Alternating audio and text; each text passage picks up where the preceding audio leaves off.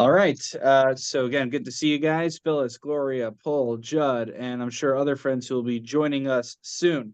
I understand there's an event taking place at the same time this evening, so we're in competition. The Yeah. the hundreds of people there would otherwise be here, right? All right. So we find ourselves on Lamed Zayin Amid Bays on 37b. We are, I think, just shy or roughly a quarter way down. So there's basically a series of teachings from Rabbah. We are up to Va'amar Rabbah Hadas Shel Mitzvah Asar L'Riach. That's forbidden to smell the Hadassim on Yom Tov, about a quarter way down. Okay? Anyone need help identifying it before we begin? Maybe someone who's using the art scroll, once you find the place, you could just give everyone else a heads up where they could find it.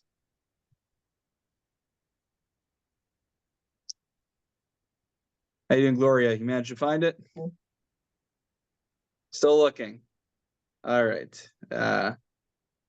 Anyone want to give us more precise core? Okay, so it's I would venture to say it's at the end of the first page in art scroll or the beginning of the second one. All right. So V'amar Rabbah Hadas Shel Mitzvah Asur L'Hariach Bo, that it's forbidden on Yom Tov to smell the Hadassim. Esrog Shel Mitzvah Mutter L'Hariach Bo, whereas an esrog, it is permissible for you to take a sniff of it. My taima, so Hadas L'Recha Kai Ki Aksi Mirecha Aksi. The idea basically is, Rashi points out, similar to a sukkah as well, there's a concept. Interestingly enough, it's sourced to Maseches. Not Bavakam, Parakam. It is our Masechta. In the first parak on Testament Aleph, we learned this quite a while ago. It says, "Dechal shem shemayim al atze sukkah liyaser behana kol shiva hol v'huksa mitzvah." That the sukkah becomes, so you know the term muksa that we use, right? It's the same kind of term. That the what do you call it? The sukkah becomes muksa. It becomes designated solely for mitzvah purposes. You're not allowed to derive any external benefit or gratification from it. Likewise, the Arba Minim as well. You're not supposed to as well try to derive any kind of personal benefit from it. Now, the question is, though, what is considered deriving benefit? So for Hadassim, which are primarily, the primary thing that Hadas does for someone is that it gives a nice aroma. So then you're not allowed to sniff it, because then you'll be benefiting from the aroma. But whereas when it comes to an esrog, which is primarily meant for the purpose of eating, so then it's forbidden only to eat the esrog on Yom Tov that you're using, but not to smell the esrog, which you can imagine, like holding your esrog, you're doing Hoshanis or during Hallel, you might be doing it whether you're trying to or not. So that's a good thing to know, that it's not usher to do that. Very good. Next statement of Rabbah. V'amar Rabbah hadatz b'mechubar mutar l'riach bo. So the Gemara doesn't tell us, but Rashi clarifies that this next teaching is not about Hilchos Sukkos, but it's about Hilchos Shabbos. So this is where the tables get turned a little bit. On Shabbos, if a hadas is still attached to the ground, you are allowed to smell it. But if an esrog is attached to the ground, you're not allowed to.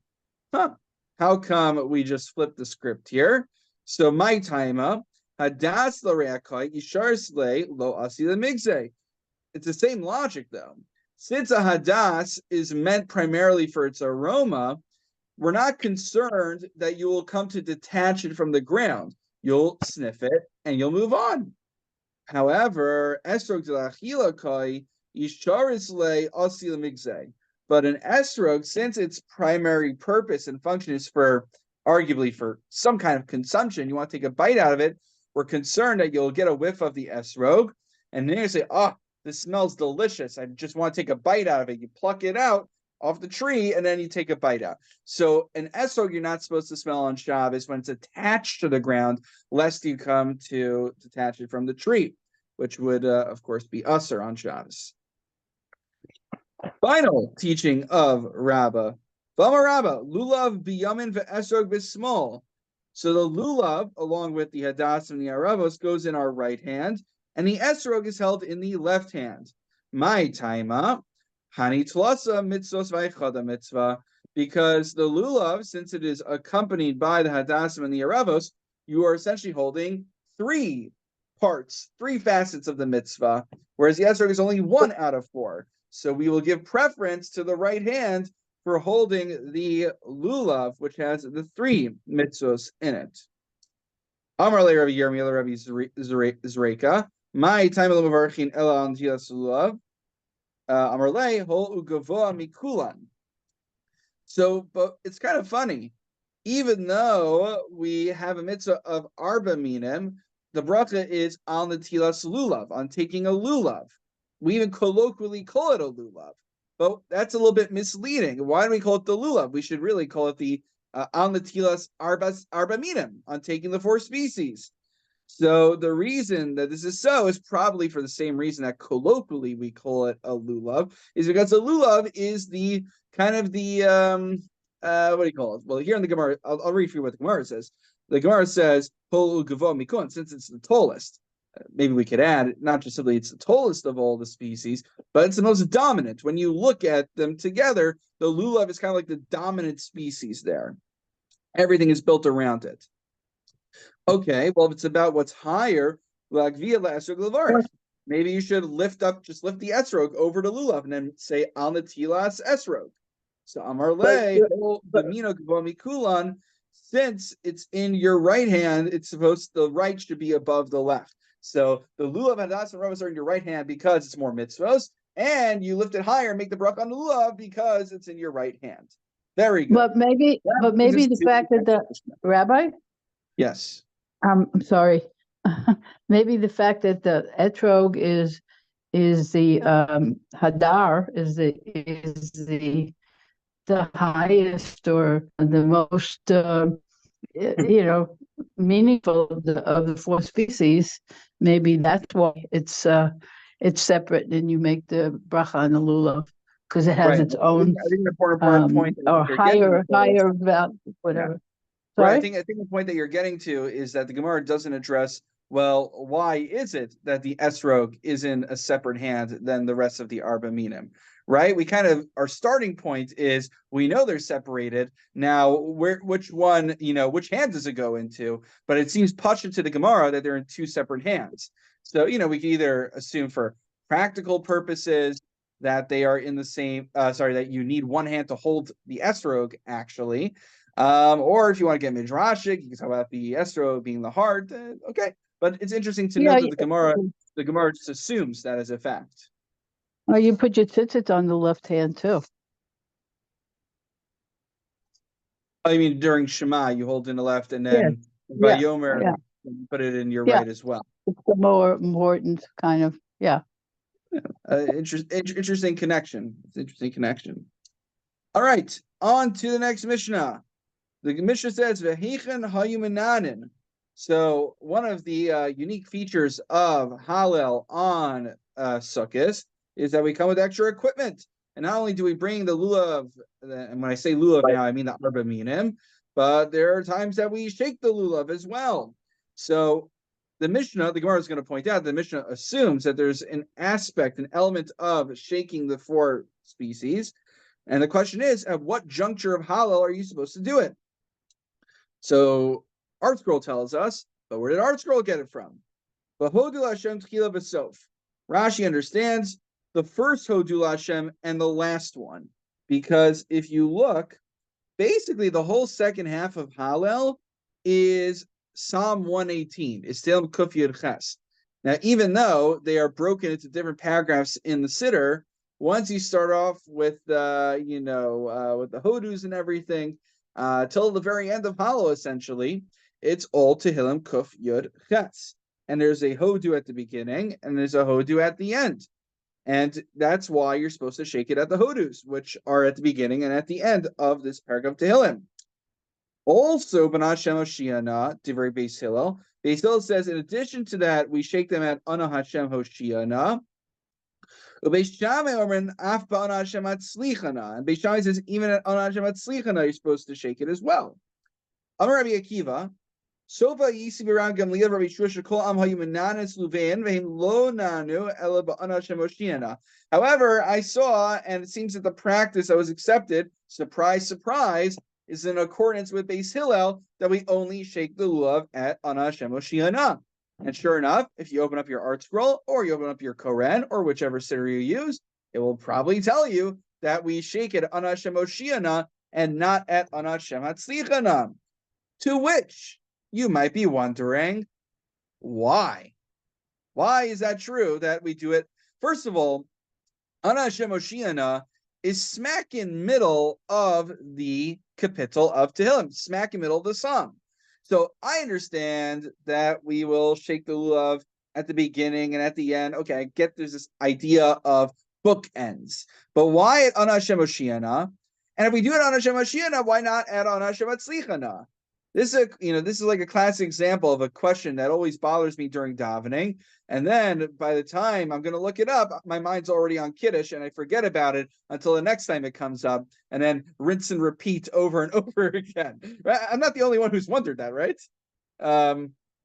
Anyway, if you didn't wonder it, you should wonder it, and there's an answer for it.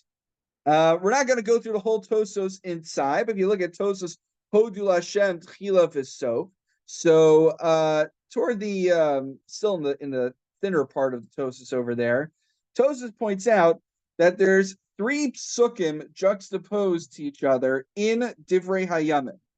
The first pasuk is Az Yiranenu Atze Hayar Lifnei Adonai Kiva Lishbot Es Haaretz. It talks about the trees of the forest coming to essentially sing praises to God.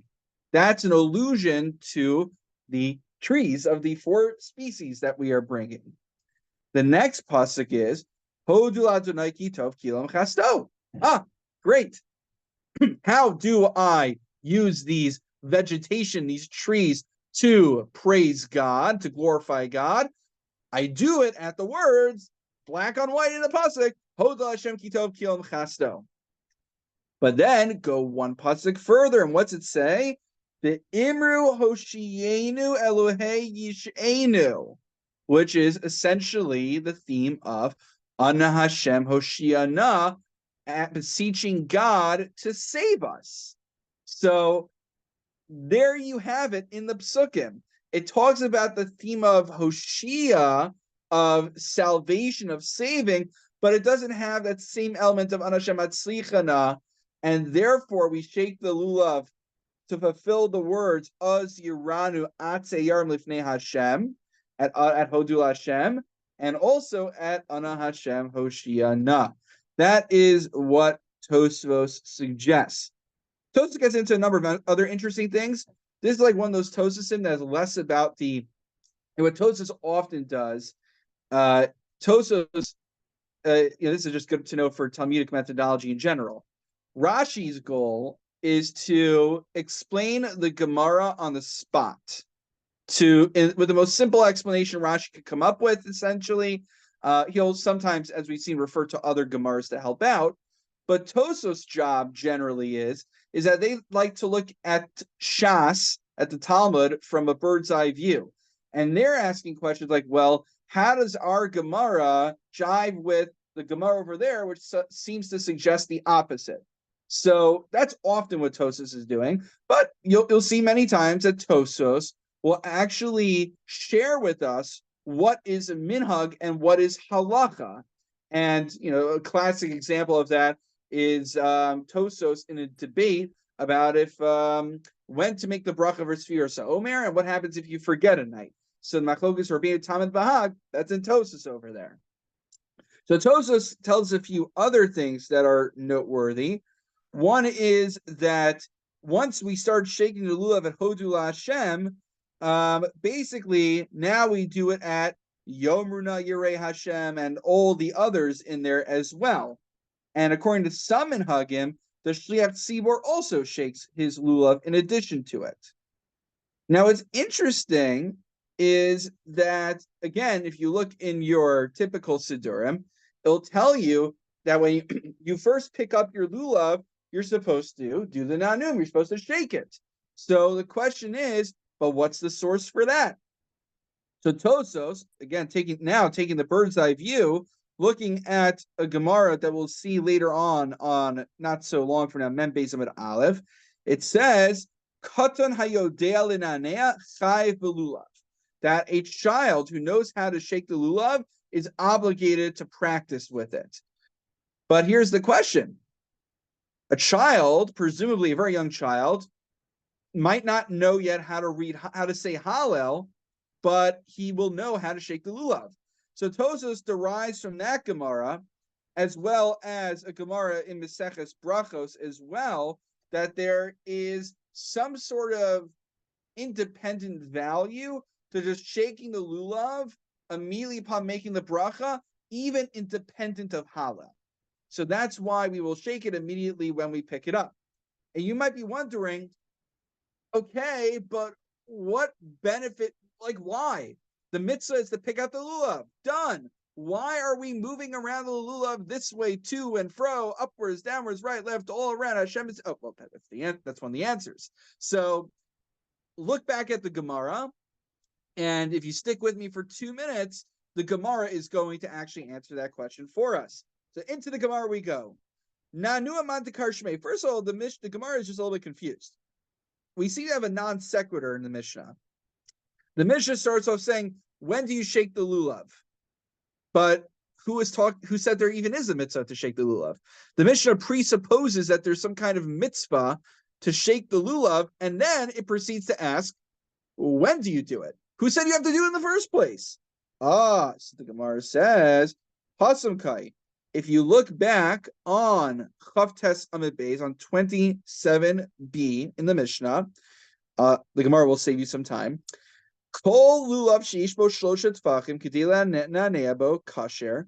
It said in an earlier Mishnah that we learned already that a lulav, in addition to the tefach you need to hold the lulav, it needs to be a minimum height of 3 tfachim tall. Why? Kedila neabo. That's when it's kasher. And our Mishnah is just picking up on that. I see that the lulav needs to be tall enough to shake it around. That means that the Mishnah already established that there is such a value to doing that. So now our Mishnah is not a non sequitur. It's just circling back to an earlier Mishnah and saying, okay, I understand there's this idea you need to shake the lulav, but when are you supposed to do it? That's where our Mishnah picks up the discussion. Now, lulav, we're familiar. Most of us are familiar with, shaking the lulav and esrog in all the different directions. But it's actually not unique to the Arba Minim. Back in the times of Karbanos, there were certain Karbanos that required waving them as part of the service. One of the iconic examples that we'll mention right now is on Shavuos. There are the 2 loaves of bread brought with 2 lambs. It's called the Shtei HaLechem, and they require shaking them as well. And we are going to learn a little bit about them and then extrapolate it to the Arba Minim. So here we go. Last quarter of the page of Lamed Zayin Beis on 37b. Tznan Hasam. Shtei HaLechem. Ushnei Kivsei Atzeres. Ketzad Hu Oseh. So you have the 2 breads and the 2 lambs for the offering, 2 sheep for the offering on Shavuos. So what do you do with them? Maniach Shtei HaLechem al gavi Shnei HaKvasim. That you take the 2 breads and you put in each one respectively on its own sheep. Umeniach yado tartein. You put your hand under it. Umenif, and you wave it. How do you do it? Umolech umevi, back and forth, to and fro, whatever you want to call it. And then mala umorid, up and down. Shenemar, to fulfill that which it says in the pasuk. Asher hunaf, asher huram. So there's the idea of waving back and forth, and Huram is waving it up and down. But the question is, what is the symbolism? What's the purpose? What are we accomplishing by doing this? So there are 2 opinions. Amar Rav Yochanan Molech Umevi. We go back. We bring it back and forth, to and fro, horizontally. Lemisha Arba Ruchos Shalo, to represent the four directions which belong to God, and also Mala Umorid, up and down, vertically. Lemisha Shammai Varshalo, to represent, to demonstrate that heaven and earth belongs to God as well. So we get all six directions that one can move in.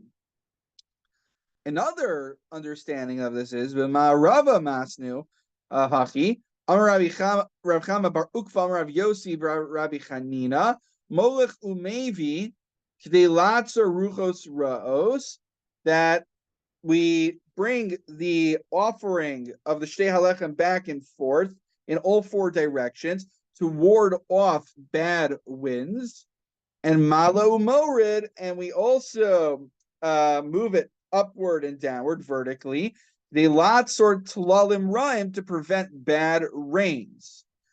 Rav Yossi Bar Avin, Vitim Rav Yossi Bar Zveda, Zosomeris. Now there's something interesting we notice here. Shayare Mitzvah Ma'akvenes HaPoranos, that even the Shirayim, even the not essential aspects of the mitzvah, the waving is not the essence of the mitzvah of the Shtei Halechem. It's just one of the functions that you do. Nonetheless, it has the power to ward off the bad winds and the bad rain. It's able to protect us from the elements. Wow! Even just the tangential aspects of the mitzvah have a power to protect us. Certainly being scrupulous in keeping the actual mitzvos at their core. Now, Amar Rava, this is a you ever see when I was a kid, we would grab our lulavim and we pretend that they were lightsabers and pretend to have a lightsaber duel or a sword fight. So there's a source for it actually. Amar Rava v'chein belulav. So all that we just said here applies equally to lulav and esrog and adatzim and aravos as well. Rav Acha bar Yaakov matile maisile, and indeed Rav Acha bar Yaakov, when he would bring the lulav back and forth, but Amar, he would say, then gira be'eni desitna. It should be an eye in the should be an arrow in the eye of the satan. Yeah, you see that, Gloria? I see you're cracking up on that one over there, right? Amusing. But we are advised it's not a good idea. V'la milsahi, we should asila gribe, because the same way, you don't want to put like a red cloth in front of a bull. You don't want to hit a hornet's nest. So the Yetzer Hara is already busy enough trying to get us to sin. Don't egg him on and make things tougher for yourself. So that's the idea. But basically, now we can appreciate why the Nanuim are an essential part of the Lulav ritual, because, and this is kind of part of this idea of bringing these things before God, is that we're trying to earn God's favor. The rainy season is about to begin, and we are asking God for good rain. And maybe if we ever learn Maseches Tainus together, that's actually what it talks about right at the beginning, is the idea of when do you beseech God for rain? Discussions about Mashiach Ruach and the Saint Talmud Matar. All right, any questions, my friends? All right. Well, with that, we shall conclude. God willing, I will be relaunching, resuming, whatever you want to call it, my Sunday morning 9:15 Sefer Chinuch Shiur. So for those who are interested, I asked the office to order our traditional Beldatis that's supposed to come. And I think Toby's going to bring coffee, and there will be Torah as well, and good company. So I welcome you to join us 9:15 this Sunday. Wishing everyone a wonderful Thank Shabbos. you. Good Shabbos. Good Thank you. Shabbos.